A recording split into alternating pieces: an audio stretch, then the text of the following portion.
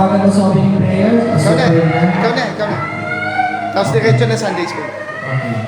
Sige, pray tayo. Panginoon, maraming salamat, Lord, sa umagang ito na ibinigay sa amin ang pagkakataong tumayo at magpuri sa inyo sa umagang ito, sa simbahan ito, Panginoon, sa panambahan. O Lord, magpapasalamat kami sa buhay na pinagdalog niyo sa amin sa araw-araw, Panginoon. Lord, thank you po, Panginoon, sa mga pribilehiyo at pag-iingat sa aming mga anak, aming mga pamilya, Panginoon, at aming sambayanan, Panginoon, sa mga pagpapala ninyo, Lord. Thank you po, Panginoon. Gamitin niyo kami bilang isang instrumento, Panginoon, bilang isang kasangkapan ninyo, Panginoon, to speak your word, your wisdom, Panginoon, your anointing, Panginoon, gawin niyo sa amin, sa bawat isa, Panginoon, at ang revelation, Panginoon. Lord, nawa ay pagkalugan niyo po kami ng kalakasan sa bawat hamon, problema na dumadaan sa amin, Panginoon. At Lord, maging isa kaming totoo, Lord.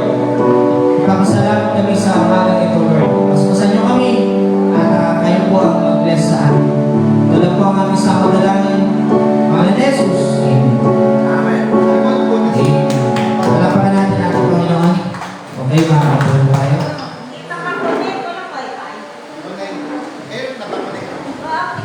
Okay.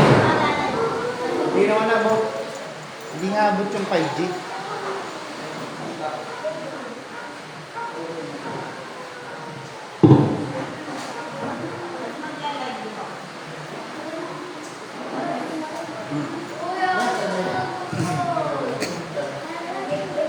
Game na. Na yung yung kaibigan mo dito, hindi mo pinunta? Sabi, huwag na doon siya punta. Okay. Papakan muna natin ulit. Natin, Panginoon. Hello. Ito po ba tayo? Shout, praise the Lord. Praise God! Amen.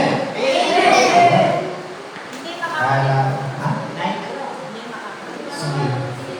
Huwag niyo naman lang. Okay. Pagkawa na tayo dito. Okay, take note tayo mga kabataan, mga bata. Take note tayo. Take note.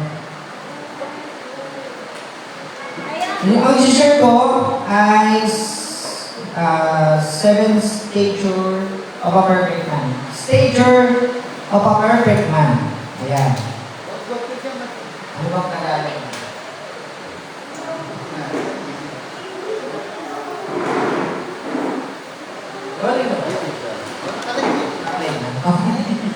Okay, buksan muna natin yung Bible natin. Sino may dalang Bible, mga kapatid? Sa Ephesians 4, verse 13.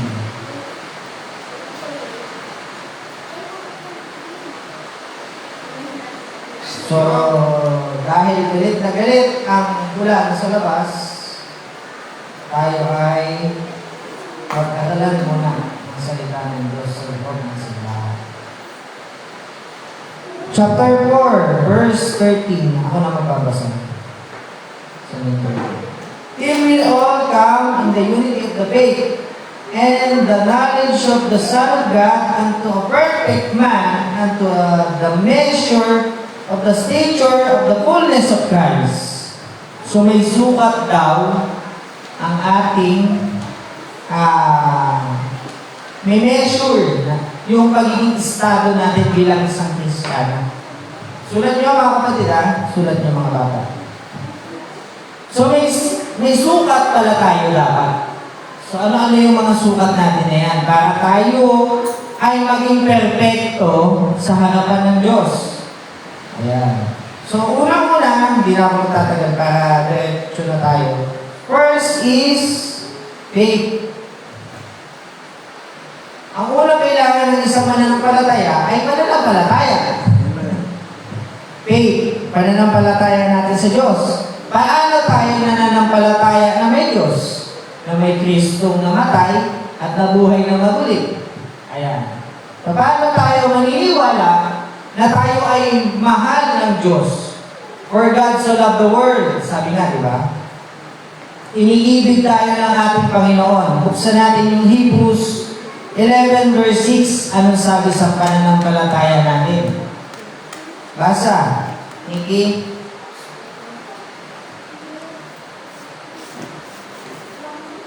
Hebrews.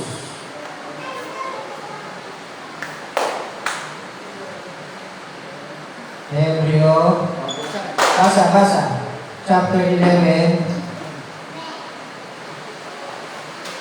Verse 6. Diyan ka na, Nikki? No. Yan. Hebrews 11 verse 6. And without faith it is impossible to please God. And because anyone who comes to Him must believe that He exists and that He rewards those who earnestly seek Him. So, pag wala daw tayong pananampalataya, hindi daw natin siya mapiplease. Hindi daw natin siya malulugod. So, kapag patay ang pananampalataya, or pag wala tayong pananampalataya, hindi tayo kalulugudan ng Diyos. So, paano ka mananampalataya? Sa Diyos na hindi mo nakikita. Di ba?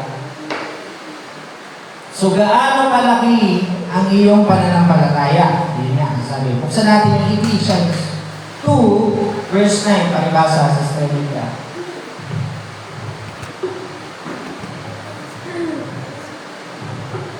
Mission 2.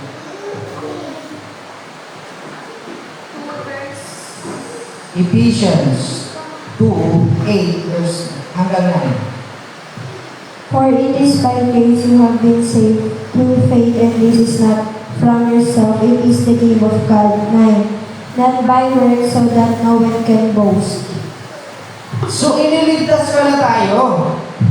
Sabi niya, for by grace are we saved. Doon sa kanyang biyaya, tayo ay iniligtas. Kanino yun? Sa pamamagitan ni Kristo. Yung dugo na ibinugo sa bundok ng Kalbaryo ay yun pala yung nag-save sa atin. Sabi niya, through faith and that not of yourselves, hindi daw sa atin, sa pamamagitan natin, na tayo ay naligtas, kundi sa pamamagitan ng ating Diyos. Sabi doon sa verse 9, not of works lest any man should not boast. Hindi daw sa gawa ng tao tayo maliligtas. So yung pananampalataya natin, kailangan nating i-boost. Kumbaga, ilaan sa Kanya kasi sinave niya tayo eh. Iniligtas tayo doon sa bundok ng Kalbaryo sa pamamagitan ni Kristo. Matthew 21 verse 22. Basahin natin. Okay, basa. Sister Nikki, asan na sila? Pastor. Israel, si Patrick, si Simon. Punta na kayo dito, mga kapatid. Simula na tayo. Basa. 21 verse 2, saying to them, go to the village ahead of you, and at once you will find a donkey tied there, with her colt by her, untie them and bring them to me.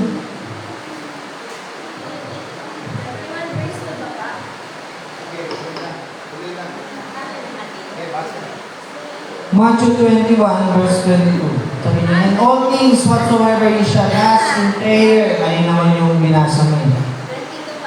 Matthew 21 verse 22. At saka may 21 pa dito eh. Sabi niya, Jesus answered and said unto them, verily I say unto you, if ye, sabi niya, kung sino man have faith and doubt not, ye shall not only do this which is done. Sabi niya, kung sino man daw ang merong pananampalataya at walang pagdududa, sabi ni Kristo ito, which is done to the fig tree, but also it, ye shall say unto this mountain, be thou removed, and be thou cast into the sea, it shall be done. Sabi niya. So meaning, kung ikaw ay nananampalataya, ikaw ikaw daw ay ililigtas niya sa iyong mga kasalanan. Doon sa bundok ng Kalbaryo, sabi ni Kristo. Okay. Punta na tayo sa virtue. Philippians 4 verse 8. Basahin natin. Basic lang naman to. Recording. Para doon sa 7 state of the Ephesians, Brother Simon, pakipasa. Philippians 4:8.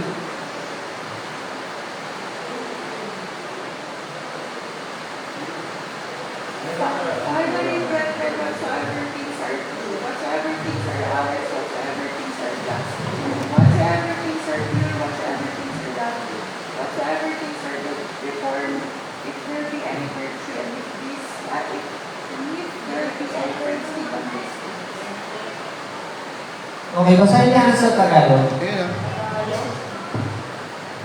Tapos tayo mga kapatid, ano bang bagay na katotohanan, ano bang bagay na kagalap-galap, ano bang bagay na matuwid, ano bang bagay na malinis, ano bang bagay na kaibig-ibig, ano bang bagay na mabuting ulat, kung may ano bang kailangan, kagalingan, at kung may ano bang kapulan, ay isipin niyo mga bagay na ito.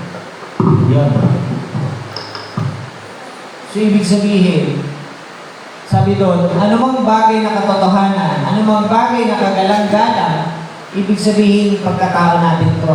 Tumutukoy ito sa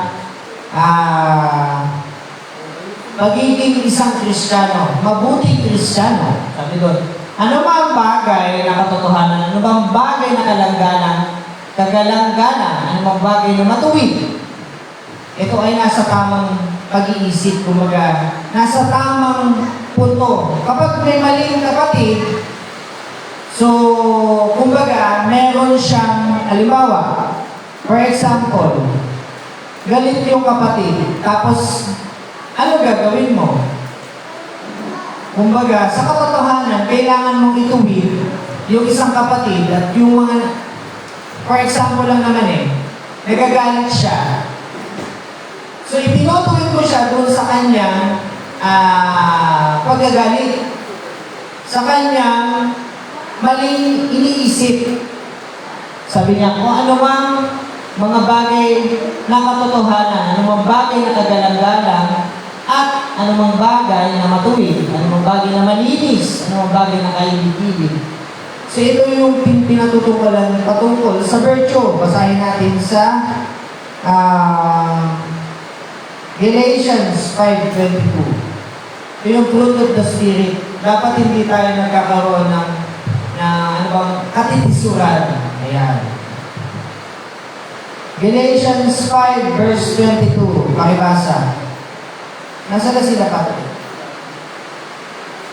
Dahil ang mga bunga ng Espiritu ay pag-ibig, katuwaan, kapayapaan, pagpapahinungod, kagandahan, kabutihan, at pagtatapat. Ang sabi doon, pagpapahinunod, pagpapahinuhod, pagpapakumbaba. Kumbaga, ipinipilit mo sa kapatid na tama siya, pero dahil nasa tama ka, hindi ka na lang nakikipag-argument para doon sa isang kapatid na galit sa'yo. Para sa katiwasayan, sa pag-ibig na ipinapakita mo sa kanya. And then, after that, saka mo ayusin kapag meron ng tagapamagitan. Nasa kayo, pasok mo kayo. So, ano sabi doon tayo? Pagpapahinuhod, pagpapakumbaba. Meron siyang patient, meron siyang fruit of the Spirit, kaligayahan, meron siyang ano ba yung Tagalog ng peace? Katiwasayan. At saka patient. Ano ba to? May pagtitimpi. Ayan. Hindi nagagalit agad-agad. Ayan. Meron siyang pagtitimpi. Yung parang, for example, sa utang. Hindi ka binayaran. Okay lang yan. Okay lang yan kasi may ginawa sa iyo yung kapatid, dinala mo yung sapatos, di sinuli. Pinapagalitan mo ba? Dahil nasa virtue ka at ikaw ay isang mananampalataya, hindi ka basta-basta nagagalit. Pero may kagalitan din ang isang Kristiyano doon sa mga hindi gumagawa ng tama. Ayan. So, kapag hindi ka gumagawa ng tama, dapat mong pagalitan. Dapat mong pagalitan yung anak mo na hindi tumututok sa gawain ng Panginoon. Yan. Basahin natin yung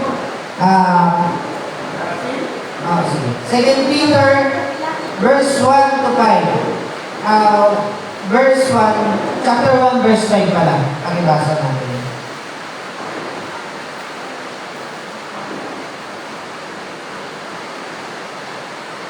Sabi dito, at dahil din ito 1 to 5, okay. Sabi dito, at dahil din dito sa pagkaragdag sa ganang inyo ng buong sikap ay pinamahagi ninyo ang inyong pananampalataya, ang kagalingan at ang kagalingan ay ang kaalaman. At ang kaalaman ay ang pagpipigil, at sa pagpipigil ay ang pagtitiis, at sa pagtitiis ay ang kabanalan.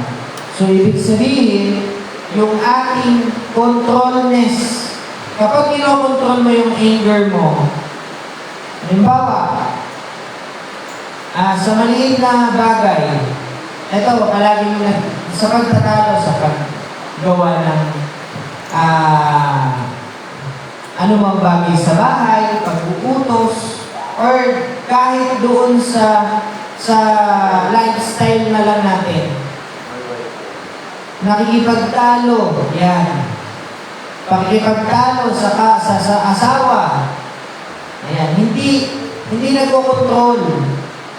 Di ba? Aminin natin, meron tayong ganon. Minsan, meron tayong, halimbawa, si nanay, si tatay, kinakagalitan niya palagi. Di ba? Hindi tayo nagkokontrol, wala tayong self-controlling. Kumbaga, kung tayo ay, sabi doon sa talata kanina, it is done, sabi ni Kristo. Ikaw ay tinanggap na niya. Ikaw ay Kristiyano na, kailangan magpasakop ka na doon sa pagiging isang Kristiyano. Yung mga maliliit na bagay, halimbawa yung pagkagalit, pagkainis, araw-araw ba tayo palaging ganyan? Yung nagagalit tayo, yung naiinis tayo sa kapatid, yung gumagawa ng kasalanan sa atin, ikinikwento tayo, ichinikismis tayo, di ba? Ano gagawin mo doon sa mga taong ganon? Sa mga kapatid na ganon, di ba? Yung laging chismis, yung buhay natin. Ayan. So, dito na tayo next, knowledge. Buksan natin yung Proverbs 1, verse 7. Proverbs 1, verse 7.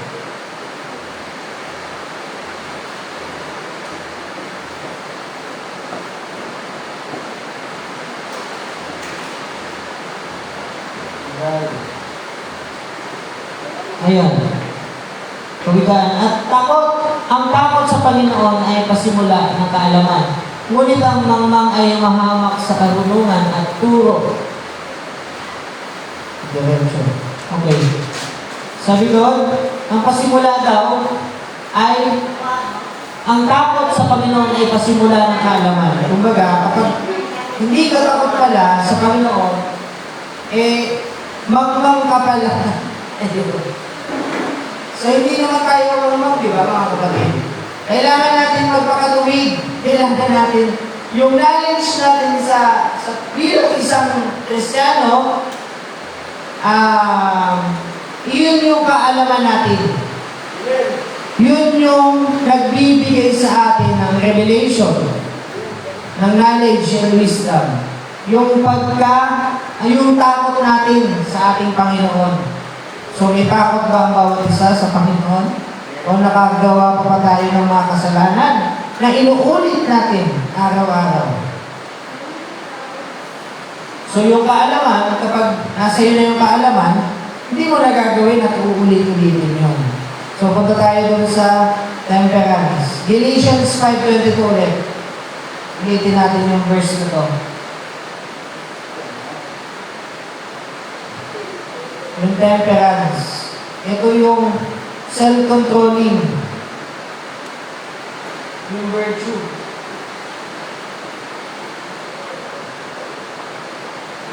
Sabi dito, mga kapanan, datapuan ang bunga ng, verse 21 naman.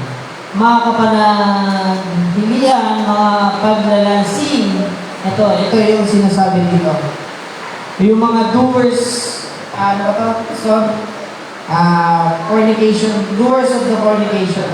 Yung mga gumagawa ng katampalasanan. Mga kapanagbilian, mga paglalasing, mga kalayawan, at mga katulad nito tungkol sa mga bagay na ito ay aking ipinagpapaunang ipaalala sa inyo tulad sa aking pagpapaalala ng sa una sa inyo na ang mga nagsisisigawan ng gayong mga bagay ay hindi magsisipagmana sa kaharian ng Diyos.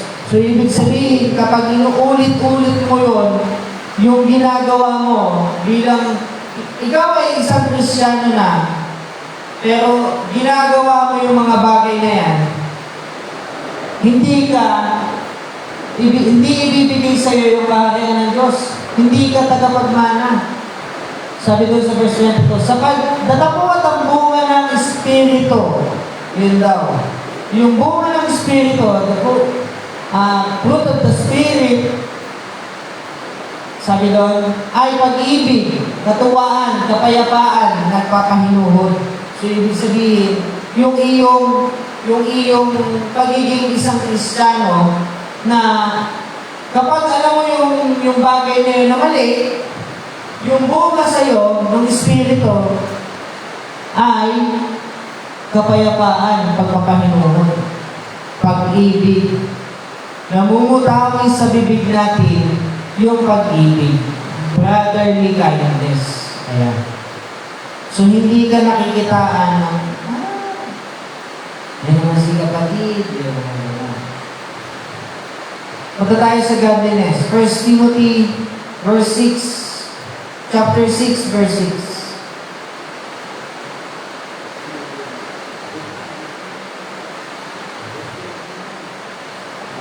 Patient muna pala. Romans 12, verse 12.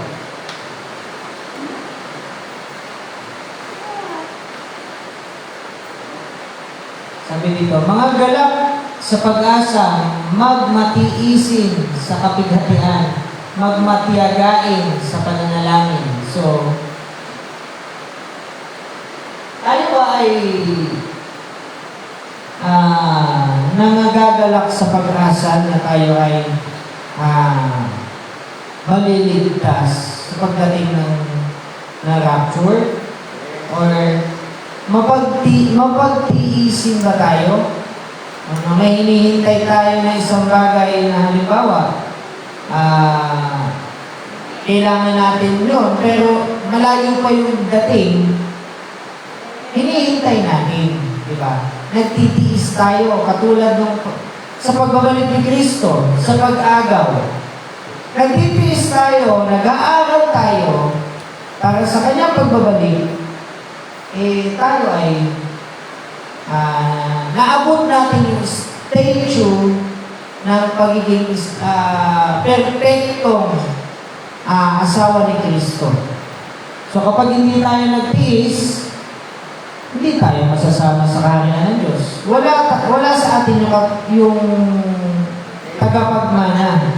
Hindi tayo magmamana ng kaharian. So sabi doon, tayo daw ay nananalangin ba tayo? Ayan. Anong oras? Kami, Pilipin, alas 3. Ito, ang pananalangin namin ay, ipatutuwa namin, Jason. Pag nagising siya ng 2 or 3, pipray yan. Pag ako nagising ng kahit whether 3, 4, 5 ng madaling araw, araw-araw yan dapat. Oo. So yung pag-pray pala kasama, kapag tayo ay mapagdala ng, ano ba tawag doon? Laging nag-pray. Yung panalangin natin ay ikalulugod ng Diyos. Kumbaga,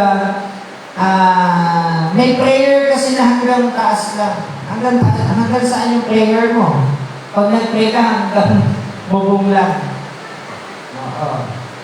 So, yung prayer dapat umabot doon sa kaharian ng Diyos. Yung nag-pray ka, napilitan ka lang, bumangon ka kasi sinabi sa'yo. Kailangan, ang pag-pray, yung bukal sa puso mo. Sincere ka doon sa sinasabi mo. For example, may karamdaman ka. May bagay na kailangan hilingin. Pag humihiling ba tayo? Or pag may kailangan lang ba tayo, saka tayo mag-pray? Hindi, di ba? Ang sa Kristiyano, dapat araw-araw kahit walang hinihiling. Kahit wala siya, walang-wala. Yun. Kahit walang-wala ka na yung bulsa mo, walang-wala ng pera. Butas pa. Kailangan mag-pray pa din. I-bless ka ng Panginoon. Bibilihan ka ng bagong short. Okay, basahin natin. Ito na yung godliness. 1 Timothy chapter 6, verse 6. 1 Timothy 6:6.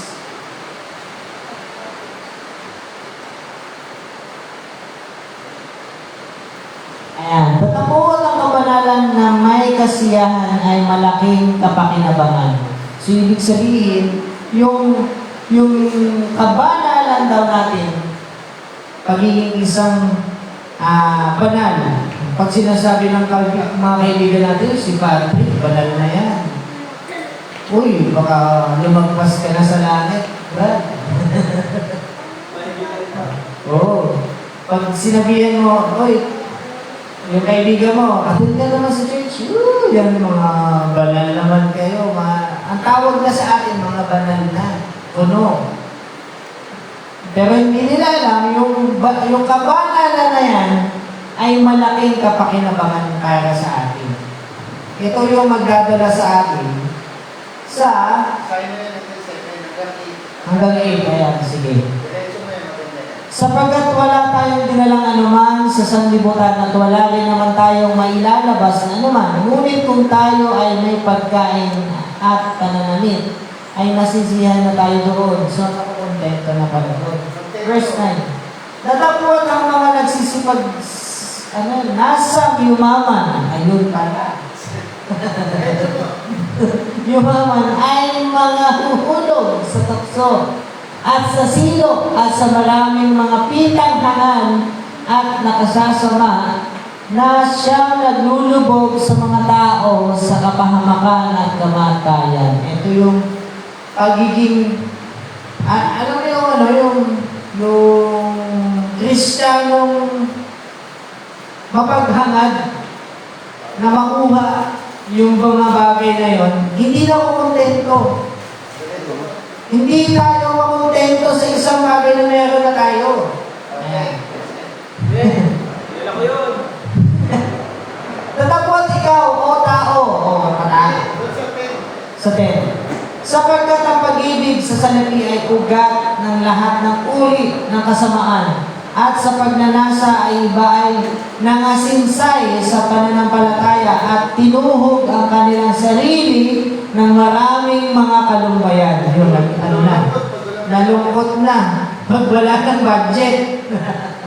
O nag-aaway na. Pag wala ng wala na tayong bigas, wala tayong siling. Wala nang pambiling pagkain. O nag-aaway na sa loob ng bahay. Ayan na. Natapot ikaw o tao. Patama sa atin ito ng Diyos. Sabi niya, tao ng Diyos, tumakas ka sa mga bagay na ito. Ayan na. At sumunod ka sa katuwiran. sa kabanalan, sa pananampalataya, sa pag-ibig, sa pagtitiis, sa kaalmuan.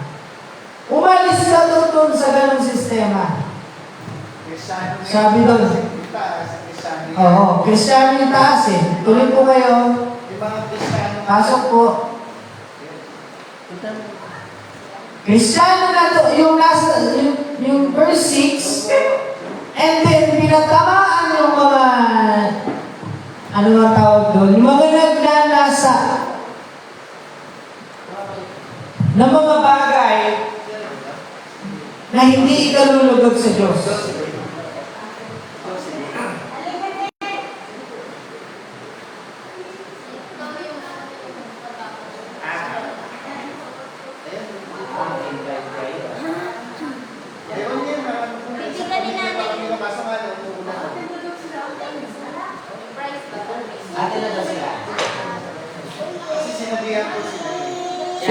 Sino? Ano ba ang punto? Okay, welcome po. Tuloy po kayo. Tuloy ko po yung ating sharing about doon sa paghahangad ng isa. Ito, Kristiyano na, pero naghahangad ng mga bagay patungkol sa sanlibutan. Sabi doon, sapagkat ang pag-ibig sa salapi ay ugat ng lahat ng uri ng kasamaan. So meaning, kapag umiibig ka sa salapi pala, mahuhulog ka doon sa kasamaan, sa gawa ng sanlibutan. Ayan. Merong daya pala ang naghahangad ng yumaman. Hindi ko naman sinasabi yung mayayaman eh, gano'n. Hindi naman masama yung mama. Hindi naman masama yumaman. Pero dapat ibabalanse mo. Hindi marunong mag-iisip. Ito sa taas mo. Sabi doon, ayan, ngunit, ayan, natakuwat ang mga nagsisipag nasang yumaman. Kapag ikaw ay mahirap, manatilig lang. Ito sa taas. Ngunit kung tayo may pagkain at pananamit, Masisiyahan na tayo doon, makontento na tayo doon. Pero kapag nagnanasa ka, ay, nagdidig ka ng ginto. ayan, sa 8, tapos matutokso ka ng pera. Kumbaga, may kayamanan doon na nakabaon sa Infanta. Pinuntahan mo ngayon. Nahukay nyo ngayon. So, sabi doon, Hindi ka lang, pati. datapon ang mga nagsisipag nasang yumaman. Yun yung pagnanasang yumaman. Sabi doon sa verse 8, hindi na nakontento. Makontento ka na. Kapag may sinusuot kang damit, Kami kinakain. may kinakain ka, may sinusuot kang sapatos, makontento na tayo dito. Bakit? Dahil, Zero sa taas, 7. ano sa 7, sapagkat wala tayong dinalang anuman sa sanlibutan. Ibig sabihin, hubad tayo, kapag dito, hubad din tayong babalik sa Kanya. Iiwanan natin yung lahat. Lagi tayo may Yung cellphone yung hawak, ito. Iwan niya. Dala ito. Kotse. Damit tayo pagbalik ko na. Damit. Narasal tayo doon, may damit tayo. May damit tayo. Sa kaluwalhatian ng Panginoon. Si Patrick, dala niya siya. Oo. Yung damit natin, yung idadamit natin ay yung salita niya. Amen. Yun. Hindi yung damit na literal na makikita. Meron. Wala. Walang damit na makikita na alata. Liwanag yun. Okay. Doon na tayo sa ano. Glory or glory. Brotherly kindness. Ayan. Buksan natin yung Romans 12, verse 10. So mga kapatid, makontento na tayo. Sa kung ano man ang narating natin estado. Oo. Halimbawa, yung kalagayan natin dito. Dito na putikan. Balang araw maayos naman yan eh.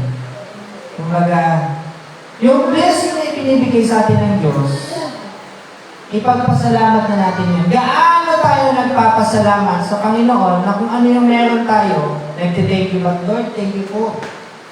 Panginoon, salamat po, tinapay lang ang aking ulam. Tuyo lang ang aking pagkain. Makontento na daw tayo, sabi ng Panginoon. Okay, verse 10. Sapagkat ang mga kapatid ay mangagmahalan kayo. Ayan na. Brotherly kindness, sabi niya.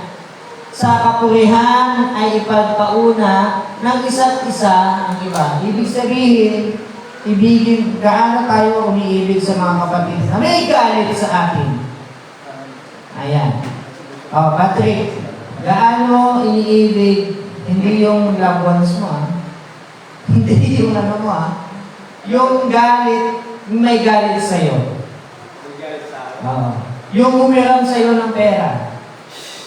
Pinibigay ko na lang yun. Diba? Inutangan ka, hindi ka binayaran. Pera lang yan eh. Stress ka pa. Ayan talaga si ano. Ano po? Ibabarangay ko yan. Diba? Sabi doon ng talata, huwag mga tamad sa, sa pagsusumikap. Sa verse 10, sa pag-ibig ng mga kapatid ay mga mahalan kayo. Ibig sabihin, damay yung merong galit sa'yo at yung nagmamahal din also sa'yo. Huwag mga tamad sa pagsusumikap, maningas sa spirito, mapaglingkod sa Panginoon. So, ibig sabihin, umilos din naman tayo, sabi ng talata. Hindi masipag. Maging masipag ka din naman. Verse 12, mga galak sa pag-asa, mapagmatiisin na naman sa pagkapighatian. So, pag may problema ba tayo, bahala ka na dyan, ginagawa natin. Oo. Wala kami muna, may problema kami. Hindi mo na ako atin. Kapit ba ako? Diba? Sabi niya, mapagdamay sa mga kailangan ng mga banal, maging mapagpatuloy. So, kahit may mga problema, sabi mo, sa prayer, magpapatuloy ako, Lord, kahit anumang pagsubok ang dumaan sa amin. Ayan. Kahit anumang problema, tuloy tayo, kapatid. Sabi doon, kapag mapagmatiisin ka, ang kaharian ng Diyos ay ipagmamana sa iyo. Meron kang tagapagmana daw tayo kapag tayo ay mapagmatiisin. Ayan. Sabi doon, makigala kayo. Oh. Saan? 14. Pagpalain ninyo ang mga sa inyo'y nagsisiusig. Pagpalain ninyo at huwag ninyong sumpain. Grabe yun. May galit sa'yo yung kapatid. Sinusumpa kita, mamatay ka na. Oh, sorry sa word. Di ba, gano'n tayo? O kahit yung asawa na lang natin, hayop ka. Naging hayop tuloy yung asawa natin. Oh, lakastangan, baka may aso na nakapasok. Ayun. Nagiging tayo, kumbaga, yung masasamang dila, masasamang gawi, nalilimutan natin na isa pala tayong Kristiyano. Namumutawi na sa atin yung kasamaan. Hindi na yung bilang isang Kristiyano, kahit may ginawan sa'yo ng mali, hindi mo susumpain. Hindi mo gagawa o babalikan ng kung anong salita na masakit. Sabi dito, huwag kayong magbayad sa kanino man ng masasama sa masama. Isipin ninyo ang mga bagay na kapuri-puri sa harapan ng lahat ng mga tao. So, yes. Kapag ninakawan ka or kinuhaan ka, magnanakaw ka din ba? Di ba masama yun? Sabi ng mga magulang natin, huwag kang magnanakaw kasi masama yun. Piso lang naman. Piso lang naman, pastor. Paano pag isang milyon? Pag 1 milyon, pinautang mo 1 milyon, okay lang ba yun, kapatid? Tapos hindi ka binayaran? Si Brother Francis, lagi na lang yan. Inutangan siya eh. Nakakapagsalita na siya ng bahala si Brother Francis. Basahin mo, diretso. Hindi, dito na tayo sa ano. Dami na to lahat eh. John 3:16. 10 minutes na lang ako eh. Salam. Ito yung huling-huli. Ito yung capstone. Capstone ni Brother Branham. Ito yung kulang sa atin.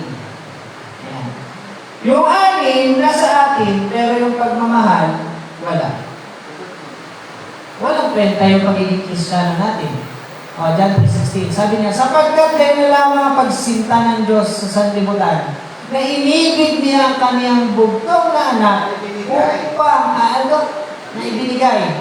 ibinigay niya ang kanyang bugtong na anak upang ang sino man sa kanyang sumampalataya ay huwag mapahamak kundi magkaroon ng buhay na walang hanggan. Sabi doon, kung sino man ang sasampalataya, yung pananampalataya ba natin gaano kalaki? Amen. Sabihin natin, praise the Lord. Praise the Lord! Gaano kalaki ang pananampalataya mo, kapatid? Kapag nagkaroon ka ng problema, maliit na. Sabi doon, gaano kalaki? Kasi laki ng butil ng mustasa. Kasi ano talaga yung sinlaki ng butil ng mustasa?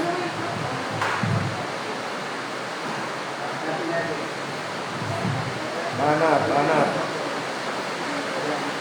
Sabi doon, ang Diyos ang unang umibig sa atin. Pero hindi natin siya iniibig. Kapag meron tayo nito,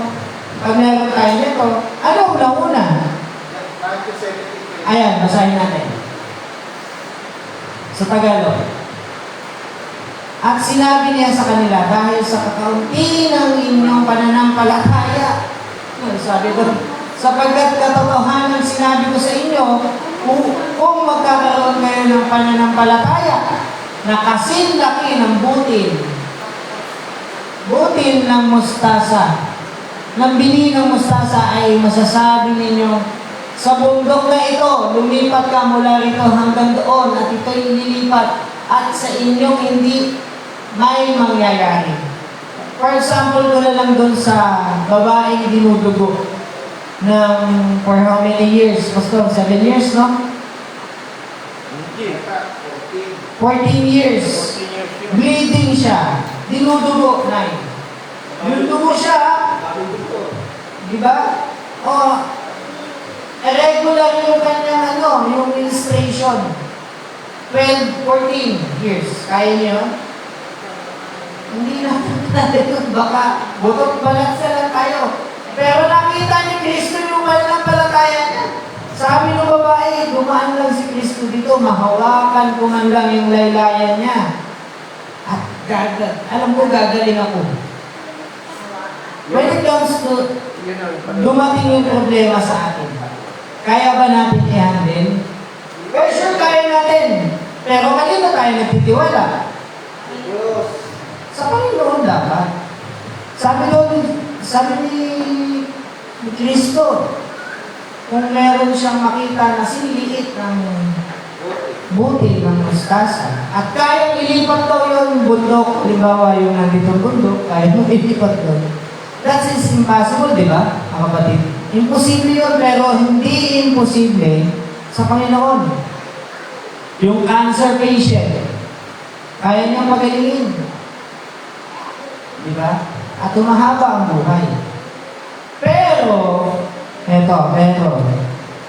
kapag hindi ka naka-align sa pag-ibig ng Panginoon, baka bukas, pupunin ka ng Lord. So sabi ko kanina, hubad tayong dumating dito, hubad din tayong aakyat doon sa Kanya. Hubad din tayong kukunin niya. Kasi wala naman tayong wala tayong galing sa atin dito. Yung mga bagay na yun, hindi sa atin yan. Tao lang ang mapagmithiin. Tao lang ang mapagmataas. Na kailangan magkaroon siya ng ganito, magkaroon ng kotse, ng bahay, mayamang estado. Diba? Sabi ng talata, makontento tayo doon kung meron tayong dinadali at sinusuot, kinakain. So, punta tayo doon sa 1 Corinthians verse 13. Chapter 13, verse 13. Dalawang talata na lang ba? Ilang minuto na lang ako? 13:13. Sabi dito, tatapot ngayon na natili ang tatlong ito, ang pananampalataya, ang pag-asa, at ang pag-ibig. Ngunit ang pinakadakila sa mga ito ay ang pag-ibig. Yun. Yung anim nasa iyo, pero yung pag-ibig wala. Yung virtue, yung faith, yung knowledge, yung temperance, yung patient, mapag-mag-iisip ka, control mo yung iyong anger, control mo yung galit mo, yung knowledge, matalino ka, yung pananampalataya, nandun na, sinlate ng buti. Pero, wala kang pag-ibig. Wala kang pag-ibig sa unang umibig sa'yo. Sa paano paraan mo iibigin ng Diyos? Hello mga kapatid. Paano natin iibigin ng Diyos? Umaten tuwing linggo? Mag-pray tuwing umaga? Given na yun. Pero sa paano paraan natin iibigin? Dito lang pumapasok yung hukom. Yung pag-assert mo sa anak mo, isang pag-ibig yun sa Diyos. Dahil hindi sa atin ang anak natin. Iahandog mo siya doon. Tuwing linggo, hindi lang tuwing linggo lang ba tayo banal? Araw-araw yan. Yung pag-ibig dapat natin, bro, welcome ka sa gawain ng Panginoon.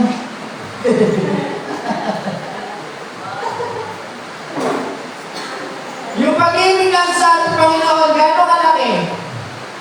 Ayan, sa bahay lang ba tayo umiibig? Sa simbahan, tuwing simbahan lang ba?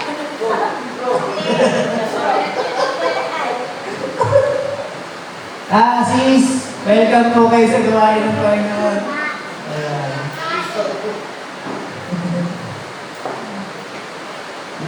Si Enoch, ate, may pag-ibig pa rin siya, no? Amen. Amen. Meron pa yan. May pag-ibig talaga siya. Kung wala yan dito. Hindi mawawala ang pag-ibig natin eh. Di ba? Amen mga kapatid? Ang Kung ano yung lifestyle ko, hindi na mawawala yan. Wala yan. Hindi na mawawala yun kung ano yung nasa iyo. Hinahanap mo yun eh. Kahit ano yung, sabi doon, kahit ikaw lang pinakamatalino ng tao. Pero pag wala kang pag-ibig sa Diyos, wala ka, patay ka. Patay na, sabi doon. Wala, sabi doon, nasa iyo na yung pinakamalaking kumpanya. Mayaman ka na dito sa mundo to, pero nung namatay ka, di ba? Yung pag-ibig mo sa Diyos, ganito lang kalaki, or wala. Hinanap niya yung kanyang kaharian sa langit. Saan ba ako dito? Saan kung bahay ko dito? Sabi nung mahirap doon, Sasamahan ka. hindi ka nagpunta, wala kang binili dito. Doon sa'yo yung rights. Rights lang, kami dito lalo. Maliit na kulungan lang ang ating bahay. Tulungan lang yung pinakita sa kanya. Samantalang mayaman siya sa lupa. Baka naman. Mahal ng material. Mahal daw materialis dun. Di ba? So, ibig sabihin, yung pagmamahal natin, nasaan? Saan? Paano paraan? Ayan, ito, yung daily natin ginagawa. Alam natin sa puso, paano natin ipapakita sa Panginoon? Paano natin ipapakita yung pagmamahal natin sa Kanya? Sa pag-attend? Sa kapwa. Yan. Isa lang yun sa kapwa. Pero yung pagmamahal na ibinigay sa atin ng Diyos, sabi doon, for God so loved the world. Iniibig tayo ng Panginoon, pero kailangan din natin ibigin siya. Amen. Sa paano paraan na natin iibigin siya? Lord, mahal kita. Ganun lang? O kasi nasabi natin, naglilingkod ako tuwing linggo. Umaaten ako. Linggo lang. Umi-email ako, kaso kulang. Linggo lang pala. Lifestyle natin, ito yung progressive. Yung bata, kailangan natin i-handle. Pangalawa, nagtitake note ba tayo? Isang pagmamahal yan. Ayan. Paano tayo lalago? Di ba may mga cellphone na tayo? Yan. Dito tayo nakikipag-sharing. Gagamitin natin ng cellphone na ibinigay sa atin. Ito ay hindi sa atin, di ba? Binili natin. Naging sa atin na lang kasi binili. Pero magkakaroon ka ba niyan kung hindi dahil sa biyaya ng Panginoon? Ito yung supernatural. Paano tayo nagkakaroon ng mga bagay na yan? Kung hindi ba tayo gagawa? Halimbawa, magkakaroon ako nito pero hindi ka nagtatrabaho. Wala din. Ang kaso, nagkasakit ka. Hindi ka nag-pray. Hindi mo sinasabi na, Panginoon, pagalingin mo ako. Kumbaga, ano ba tawag ni Brother Francis doon? Self-righteous. Sariling diskarte. Alam ko na yung mga topic na yan. Alam ko na yan. Kumbaga, yung estado mo, nasa ganun ka na.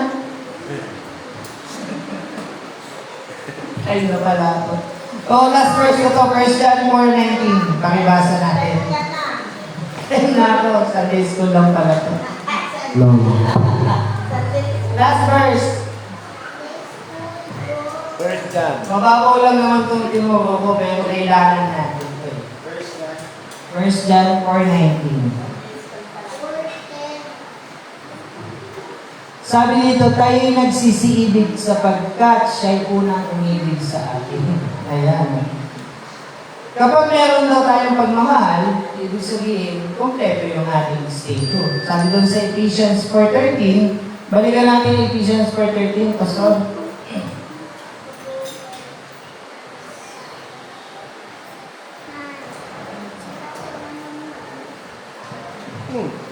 Sabi dito, hanggang sa abutin natin lahat ang pagkakaisa ng pananampalataya at ang pagkakilala sa anak ng Diyos hanggang sa lubos ng paglaki ng tao, hanggang sa sukat ng pangangatawan ng kapuspusan ni Kristo.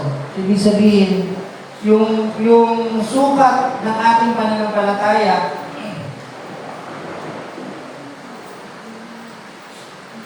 ay makarating tayo doon sa kasukdulan. Kasukdulan, tama. Basahin ko sa English. Mas maganda pakinggan. Till we all come in the unity of the faith and the end of the knowledge of the Son of God unto the perfect man, para daw tayo ay maging perfecto sa harapan ng Panginoon. Diba? So yung 7 na yun, kailangan natin yun. Yung virtue ay yung una, faith, virtue, knowledge, temperance, patience, godliness, brotherly kindness, at saka yung love. So pag wala po tayo na, wala yung love, meron tayong anim, patay yung ating pananampalataya. O yun lang. Palakpakan natin natin Panginoon. Hindi pa po ito yung mensahe, ha? Sunday school pa lang po ito. Sige. So yun, ulit tayo umawit. Ay, tayo tumayo, pakawin natin yung Panginoon ng isang awitin. Siya na tawag po yung song lead. Sister Nicole. Ako ulit. Sige. Ang ito Kapwak. Pakyaw.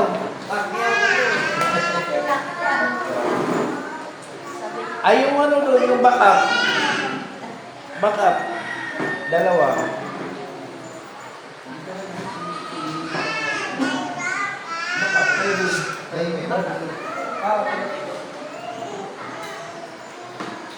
Dapat dyan na rin yung backup.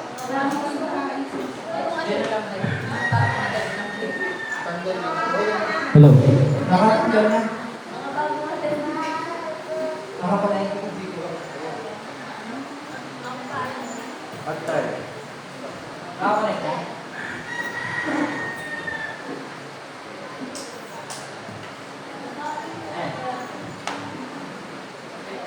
Yung gitara.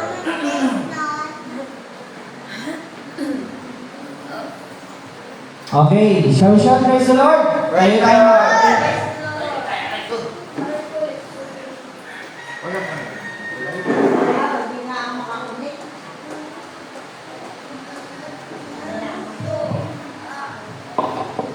Every Sunday, nakapolo na ako. Ayoko na. Ganyan talaga. Tapos Long sleeve. Sarap kami sa pakiramdam eh. Oo. Hindi, okay lang. Every Sunday. Talagang ganyan. Ano? Okay na? Sige, ako na. Pagkas dito na lang magpaplas. Patayin ko na? Ah, sige, sige. Ako na lang.